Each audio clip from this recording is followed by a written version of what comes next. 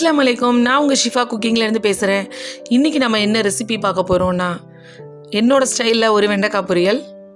வெண்டைக்காவை எப்படி வளவளப்பு இல்லாமல் நல்லா உதிரி உதிரியாக இந்த மாதிரி கிண்டுறதுன்னு சொல்கிறேன். வாங்க வீடியோக்குள்ளே போகலாம். வெண்டைக்காவை நம்ம வேணுங்கிற ஷேப்பில் கட் பண்ணிவிட்டு இந்த மாதிரி ஒரு பெரிய பிளேட்டில் போட்டு ஒரு 10லேருந்து 15 நிமிஷம் நல்லா கொஞ்சம் காய விட்டுருங்க. பார்த்தீங்களா, நான் இப்போ கட் பண்ணி ஒரு 10 நிமிஷத்துக்கு மேலே ஆகுது. அது மேலே பிசு தன்மைலாம் இல்லாமல் குறைஞ்சி பாருங்கள் எப்படி உதிரியாக இருக்குன்னு. இந்த மாதிரி கட் பண்ணி வச்சு கொஞ்சம் காஞ்சதுக்கப்புறம் வெண்டைக்காவை கிண்டிங்கன்னா அது உங்களுக்கு ரொம்ப வளவளப்பாக இல்லாமல் கொஞ்சம் உதிரியாக இருக்கும். இப்போது ஒரு கடாயில் தேவையான அளவு எண்ணெய் சேர்த்துட்டு கடுகு சேர்த்துட்றேன்.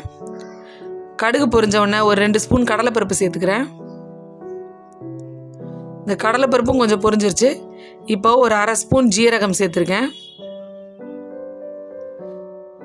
2 காஞ்ச மிளகாய் கிள்ளி சேர்த்துருக்கேன். இது எல்லாமே கொஞ்சம் எண்ணெயில் பொரியட்டும். ஜீரகம், காஞ்ச மிளகாலாம். ஒரு பெரிய வெங்காயத்தை கட் பண்ணி அதையும் இதில் சேர்த்துட்றேன்.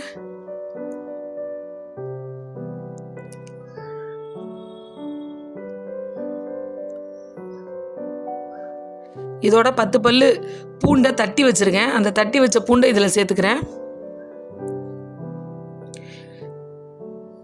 இப்போ இந்த பூண்டு வெங்காயம் எல்லாம் கொஞ்சம் எண்ணெயில் நல்லா பொரிஞ்சு வரட்டும்.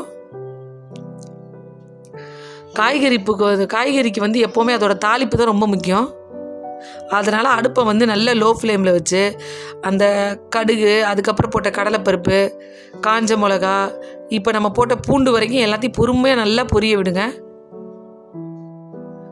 இப்போது 2 கொத்து கருவேப்பிலையை சேர்த்து ஒரு கிண்டிட்டு அதோடு நம்ம வெட்டி வச்சுருக்கோம் இல்லையா வெண்டைக்காய், அதை எடுத்து இதில் சேர்த்துடுறேன். வெண்டைக்காய் சேர்க்கும் போதே பாருங்கள் பிசுப்பாக ஒன்றோட ஒன்று ஒட்டலை.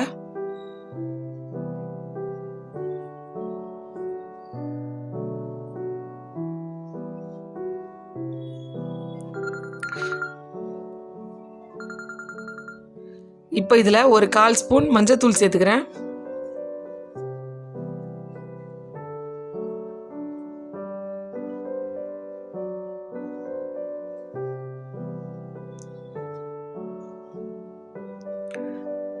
அதோட இந்த வெண்டைக்காய்க்கு தேவையான அளவு உப்பும் சேர்த்துறேன். இப்போ எல்லாத்தையும் நல்லா கிண்டி விட்டுருங்க.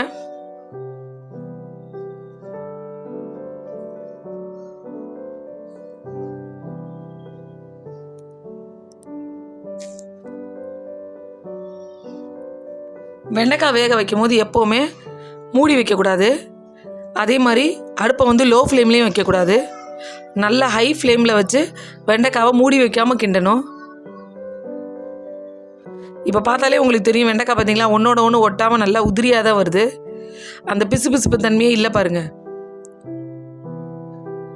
நீங்கள் நான் சொன்ன டிப்ஸ்லாம் ஃபாலோ பண்ணி வெண்டைக்காயை கொஞ்சம் உணர வச்சுட்டு மூடி வைக்காமல் நல்லா ஹை ஃப்ளேமில் வச்சு கிண்டிங்கன்னா உங்களோட வெண்டைக்காய் இதே மாதிரி உதிரியாக வரும். இப்போ வெண்டைக்காய் நல்லா வெந்து வந்துருச்சு. இந்த டைமில் நான் துருவி வச்சுருக்க தேங்காய் பூ வச்சுருக்கேன்.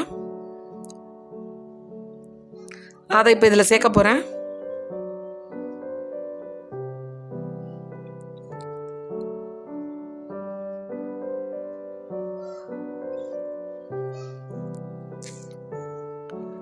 தேங்காய் பூ சேர்த்ததுக்கப்புறம் ஒரு கிண்டிட்டு அதோட அடுப்பை ஆஃப் பண்ணிடுங்க.